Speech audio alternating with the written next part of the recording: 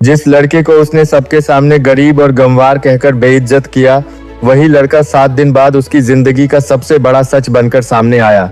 लेकिन तब तक बहुत देर हो चुकी थी। मुंबई शहर की रात हमेशा की तरह रोशनी से जगमगा रही थी। ऊंची ऊंची इमारतें, महंगी गाड़ियां और बड़े लोगों की चमकती दुनिया। उसी दुनिया में रहती थी वैशाली सिंघानिया, करोड़पति बिजनेसमैन विक्रम सिंघानिया की इकलौती बेटी। वैशाली खूबसूरत थी, पढ़ी लिखी थी, लेकिन उसके अंदर एक बहुत बड़ा घमंड था। उसे लगता था कि पैसे से बढ़कर दुनिया में कुछ नहीं। जो गरीब है वह इज्जत के लायक नहीं। उसकी हर बात में अमीरी का घमंड झलकता था। एक दिन उसके पिता ने कहा, वैशाली, इस बार तुम्हें मेरे साथ गांव चलना होगा। गांव? वैशाली ने मुंह बनाते हुए कहा, हाँ, हमारे पुराने दोस्त की बेटी की शादी है। वैशाली ने चिढ़कर कहा, डैड प्लीज, वहाँ धूल मिट्टी, खेत और गंवार लोग होते हैं, मैं वहाँ बोर हो जाऊंगी। विक्रम सिंघानिया ने सख्त आवाज में कहा, हर इंसान की इज्जत करना सीखो वैशाली, जिंदगी सिर्फ 5 स्टार होटल नहीं होती। मन मारकर वैशाली तैयार हो गई। अगले दिन लंबी लग्जरी कार गांव की तरफ निकल पड़ी। शहर पीछे छूटता गया और चारों तरफ हरियाली फैलने लगी। रास्ते में अचानक कार एक खेत के पास धीमी हुई। वैशाली की नजर खेत में काम कर रहे एक लड़के पर पड़ी। कड़क धूप थी। लड़का मिट्टी से सना हुआ था, हाथ में फावड़ा था और माथे पर पसीना चमक रहा था, लेकिन उसके चेहरे पर अजीब सी शांति थी। वैशाली की सहेली हंसकर बोली, ओह माय गॉड, लोग अभी भी इतनी मेहनत करते हैं। दूसरी बोली, लगता है जिंदगी में पहली बार किसी असली किसान को देखा है। तीनों हंसने लगी। वैशाली कार से नीचे उतरी। उसने लड़के की तरफ देखकर ऊंची आवाज में कहा, इतनी मेहनत करके क्या मिलेगा? 2 वक्त की रोटी। लड़का चुप रहा।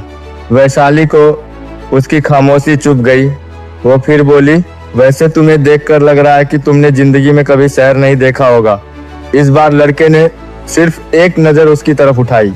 उसकी आंखों में न गुस्सा था न डर, बस गहरी खामोशी थी। फिर वो वापस अपने काम में लग गया। वैशाली ने होंठ टेढ़े किए और बोली, चलो यहाँ से, टाइम वेस्ट हो रहा है। कार आगे बढ़ गई, लेकिन वैशाली को बिल्कुल अंदाजा नहीं था कि वही लड़का कुछ दिनों बाद उसकी पूरी दुनिया बदलने वाला है। गांव पहुंचते ही शादी का माहौल शुरू हो गया। ढोल, नाच, रोशनी और गांव वालों की सादगी। वैशाली वहां भी अपने अमीर होने का रौब दिखा रही थी। शाम को शादी में अचानक उसकी नजर उसी लड़के पर पड़ी, लेकिन इस बार उसने साफ सफेद कुर्ता पहन रखा था। वह कुछ लोगों से बात कर रहा था। वैशाली हंस पड़ी, अरे ये खेत वाला यहाँ भी आ गया। उसकी सहेलियां खिलखिलाने लगी। वैशाली उसके पास गई और बोली, वाह, आज तो बड़े तैयार होकर आए हो। लड़का शांत रहा। वैशाली फिर बोली, लेकिन कपड़े बदल लेने से इंसान की औकात नहीं बदलती। आसपास खड़े लोग अचानक चुप हो गए, लेकिन लड़का बिना कुछ बोले वहां से चला गया। वैशाली हंसती रही। उसे क्या पता था कि गांव के लोग उस लड़के की बहुत इज्जत करते हैं। उस लड़के का नाम आर्यन था, लेकिन उसकी असली पहचान अभी किसी को पता नहीं थी। अगले दिन वैशाली वापस मुंबई लौट आई। कुछ दिन बाद उसके पिता ने कहा, कल तुम्हें एक बहुत बड़ी बिजनेस मीटिंग में जाना है। वैशाली खुश हो गई। उसे बिजनेस मीटिंग्स में जाना बहुत पसंद था, क्योंकि वहां लोग उसकी तारीफ करते थे।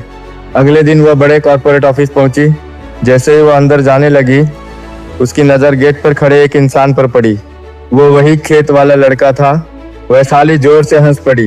ओह, तो तुम यहाँ नौकरी ढूंढने आए हो? लड़का शांत रहा। वैशाली ने ताना मारा, अगर किस्मत अच्छी हुई तो शायद सिक्योरिटी गार्ड की नौकरी मिल जाए। पास खड़े गार्ड एक दूसरे का चेहरा देखने लगे, लेकिन लड़के ने कुछ नहीं कहा।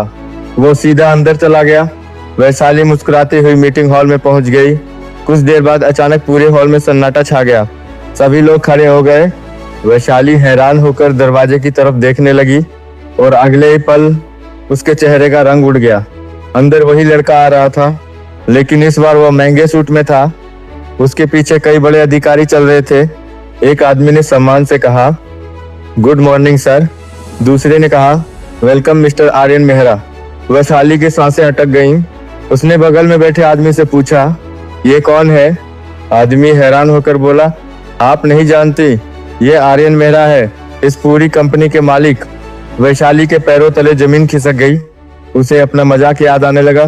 खेत वाला लड़का, गंवार और सिक्योरिटी गार्ड, उसका दिल तेजी से धड़कने लगा। आर्यन स्टेज पर पहुंचा और मीटिंग शुरू की। उसकी आवाज में आत्मविश्वास था। पूरा हॉल उसकी बातों को ध्यान से सुन रहा था, लेकिन वैशाली का ध्यान कहीं और था। उसे पहली बार एहसास हुआ कि उसने कितनी बड़ी गलती कर दी। मीटिंग खत्म होते ही लोग आर्यन के पास जाने लगे, लेकिन वैशाली अपनी जगह जमी रह गई। उसकी हिम्मत नहीं हो रही थी। रात भर उसे नींद नहीं आई। पहली बार उसे लगा कि इंसान कपड़ों से नहीं पहचाना जाता। अगले दिन वो आर्यन से मिलने उसके ऑफिस पहुंची। मैं आपसे माफी मांगना चाहती हूँ, उसने धीमी आवाज में कहा। आर्यन ने शांत नजरों से पूछा, किस बात की? वैशाली की आंखें झुक गईं।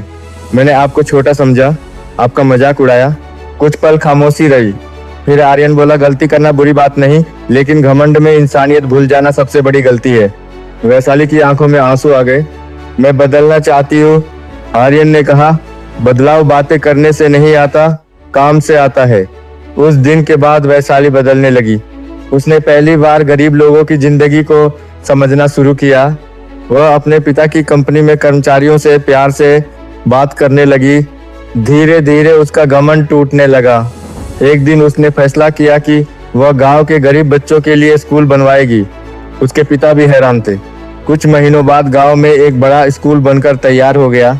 वैशाली रोज वहां जाती, बच्चों को पढ़ाती, उनके साथ बैठकर खाना खाती।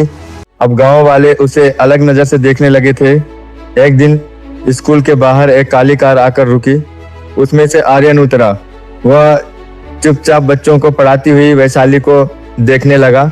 वैशाली ने उसे देखा तो ठहर गई। आर्यन मुस्कुराया, लगता है तुम सच में बदल गई हो। वैशाली की आंखें नम हो गईं। मैंने जिंदगी में पहली बार इंसानों की कीमत समझी है, आर्यन बोला, और शायद इसी वजह से आज मैं तुम्हारी इज्जत करता हूँ। हवा धीरे धीरे चल रही थी। बच्चों की हंसी पूरे माहौल में गूंज रही थी। आर्यन ने कहा, वैशाली, अगर मैं कहूँ कि अब मैं तुम्हें पहले से अलग नजर से देखने लगा हूँ तो? वैशाली चुप रही। आर्यन मुस्कुराया, मैं तुम्हें पसंद करने लगा हूँ। वैशाली की धड़कन तेज हो गई। उसने धीमे से कहा, पहले मैं सिर्फ पैसे देखती थी, लेकिन अब मुझे इंसानियत दिखती है। कुछ महीनों बाद दोनों की शादी उसी गांव में हुई। पूरा गांव खुश था। वही गांव जहां कभी वैशाली ने आर्यन का मजाक उड़ाया था, आज वही लोग दोनों पर फूल बरसा रहे थे। शादी के बाद दोनों ने मिलकर कई स्कूल और अस्पताल बनवाए।